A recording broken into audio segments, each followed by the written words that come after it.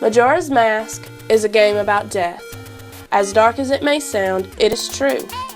This video will uncover Nintendo's true nature behind the Zelda franchise.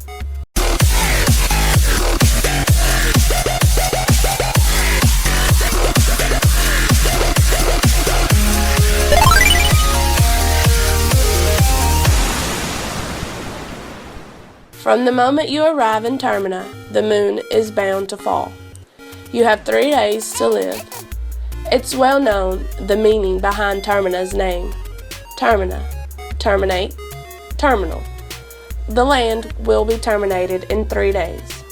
In Spanish, Italian, and Portuguese, termina means it ends. But it all goes beyond that. As you pass through the areas, things become more and more lifeless. Each area in the game represents a different point in death. Clock Town. Life. The children in the town taught nothing about death. They are lively as ever. The adults seem more concerned, but they are still more focused on their individual tasks, being at managing an inn, delivering mail, or running shops. Some even ignore the fact that the moon could fall altogether. Though death may be looming over their heads, their focus lies elsewhere. For now. For the time being, everything is in order. Woodfall. Approaching death. Death is inevitable. For those close to death, things may seem gloomy and hopeless. There is no bargaining out of death. You cannot cheat it. The monkey is reaching the end of his life. He is captured and is going to be dunked into the burning oil. Despite his pleas, he is powerless to stop it. A feeling of hopelessness is awakening in him. One of the old hags literally almost dies before being saved. Some could even argue that both hags are so old that they are literally approaching death.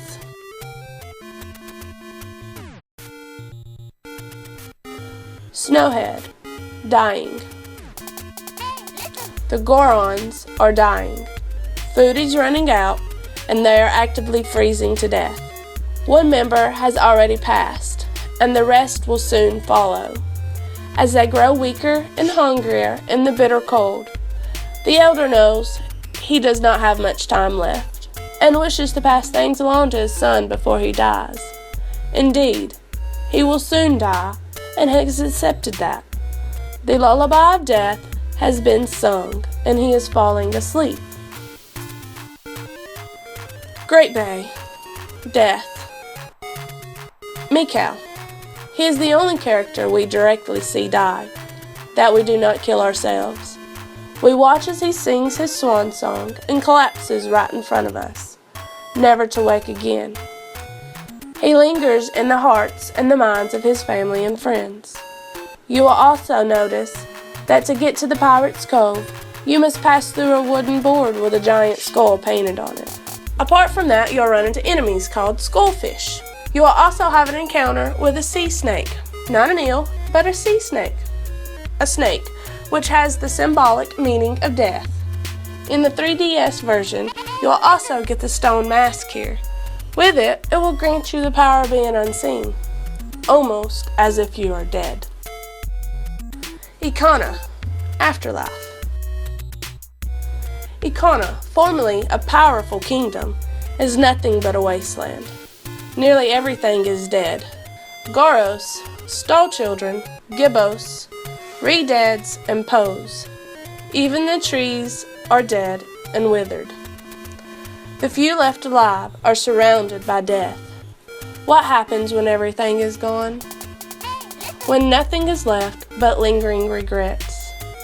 The Goros, Captain Kita, Egos, the 4 lunar children were the remains of one of the 4 bosses. They yearn for themselves to be alive again, and for Econo to be glorious once more. But it cannot be, and they are internally tortured by this emptiness left in them. Some could argue that the Majora'S moon is a representation of purgatory. Was this intentional by the creators? More likely, we are looking further into it than the creators intended. Or are we? The pieces fit surprisingly well. They come together to form a message. From the moment we are born, we're bound to die. It is an unstoppable force that would inevitably consume us all. Majora'S mask shows us our time is limited. So there you have it. Majora'S mask is a representation of death.